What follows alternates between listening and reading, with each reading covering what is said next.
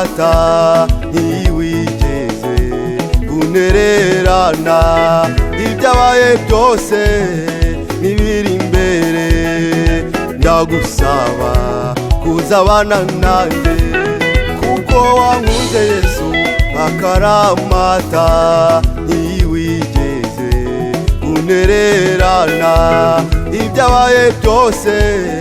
n'ibiri imbere ndagusaba kuzabana nanjye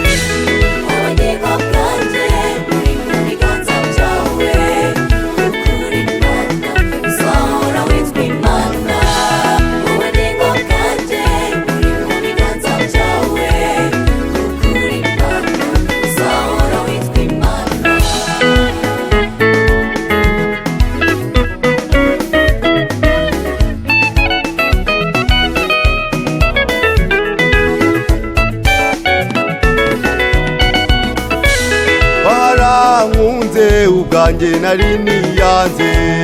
unkura mu bubata bw'umwanzi Satani nzakwamamaza si yose izabimenya kuko uri Imana uzahora witwa Imana warankunze ubwanjye nari niyanze unkura mu bubata bw'umwanzi Satani nzakwamamaza si yose izabimenya kuko uri Imana uzahora witwa Imana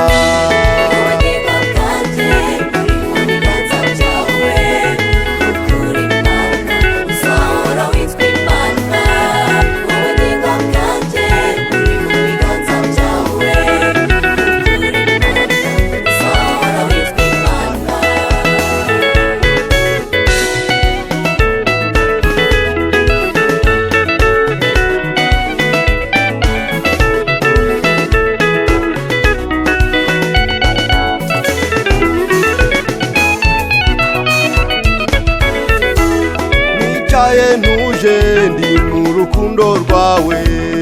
uzandinde umwanzi Satani arampiga ibihe byose Mana uzampishe mu mababa yawe nicaye ntuje ndi mu rukundo rwawe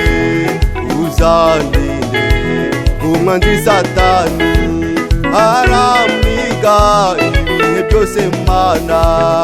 uzampishe mu mababa yawe